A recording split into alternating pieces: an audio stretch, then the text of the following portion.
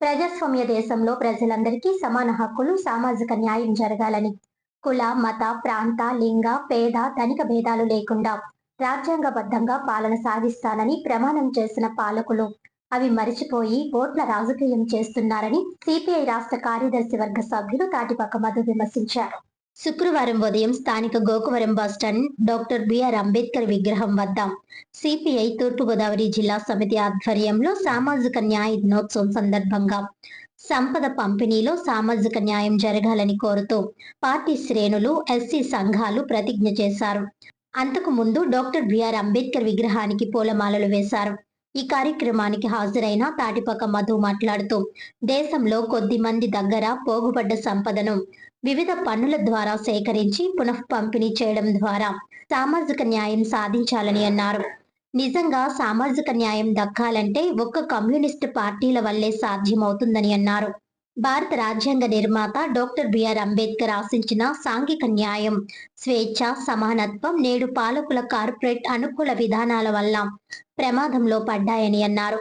మోదీ 12 సంవత్సరాల పాలనలో ప్రజాస్వామ్యాన్ని కాలరాసి రాజ్యాంగానికి ఏమాత్రం గౌరవం ఇవ్వడం లేదని, పైగా పూర్తి మెజారిటీ వస్తే రాజ్యాంగాన్ని మార్చేస్తామంటూ గత ఎన్నికల్లో బీజేపీ ప్రచారానికి ఒడిగట్టిందని అన్నారు. అధికారంలోకి వచ్చాక రాజ్యాంగ సంస్థలను పాలకులు చేతిలోకి తీసుకొని గుత్తాధిపత్యం చలాయిస్తున్నారని విమర్శించారు. రాజ్యాంగ పీఠిక దేశ ప్రజలందరికీ సామాజిక, ఆర్థిక న్యాయం అందించాలని ప్రకటించిందని, దేశంలో నేటికి కుల, మత, లింగ వివక్షలు కొనసాగుతున్నాయని, పేదలకు వివక్షకు గురవుతున్న వారికి సామాజిక న్యాయం, ఆర్థిక న్యాయం సాధించడం కోసం ఐక్యంగా పోరాడాలని మధు అన్నారు. సిపిఐ జిల్లా సహాయ కార్యదర్శి కె రాంబాబు మాట్లాడుతూ మోదీ వికసిత్ భారత్ లో పేదలు లేరని, పేదల ఉపాధి హక్కును, సంక్షేమ పథకాలను కత్తిరించారని, నిరుద్యోగాన్ని, అధిక ధరల భారాన్ని మోపారని, కష్టజీవులకు, గ్రామీణ పేదలకు ఎంతో తోడ్పాటు ఇచ్చే మహాత్మా గాంధీ గ్రామీణ ఉపాధి హామీ చట్టాన్ని నిర్వీర్యం చేస్తున్నారని ఆరోపించారు. ఎస్సీ ఎస్టీ సంక్షేమ సంఘాల రాష్ట్ర అధ్యక్షుడు కోరుకొండ చిరంజీవి మాట్లాడుతూ ఎస్సీ ఎస్టీ అధిక జనాభా కలిగిన ఎస్సీ ఎస్టీ బీసీ మైనారిటీల సమానత్వానికి పెను ముప్పు వాటిల్లుతోందని అన్నారు. మోదీ ప్రభుత్వానికి సామాజిక న్యాయం పట్టదు. దేశంలో మోదీ సంఘ్ పరివారం కుల వివక్షను సమర్థించే మనువాదం అంటకాగుతుందని అన్నారు. మైనార్టీల మీద మత విద్వేషాన్ని రెచ్చగొడుతుంది.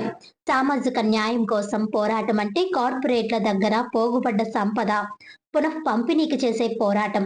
దేశ సంపదను దోచిపెడుతున్న మోదీ పాలనపైన దళిత సంఘాలు సిపిఐకు మద్దతుగా నిలుస్తున్నాయని అన్నారు.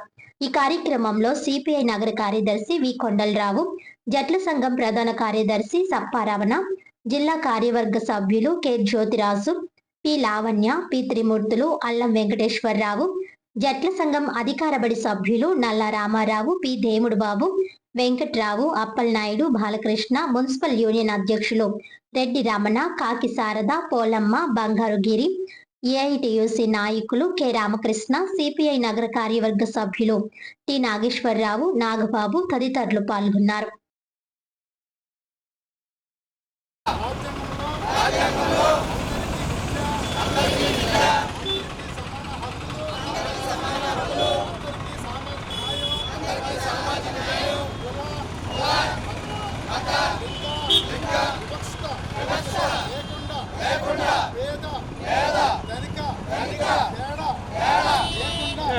సమయంలో రాజ్యాంగ పీఠికలో రాజ్యాంగ నిర్మాత బాబాసాహెబ్ డాక్టర్ బిఆర్ అంబేద్కర్ స్పష్టంగా చెప్పాడు, ప్రజలందరికీ సమాన హక్కులు, సామాజిక న్యాయం, కుల మత వివక్షత లేకుండా అందరూ సమానంగా ఉండాలి, పేద ధనిక తేడా లేకుండా పాలకులు పరిపాలించాలని స్పష్టంగా డాక్టర్ బిఆర్ అంబేద్కర్ చెప్పారు.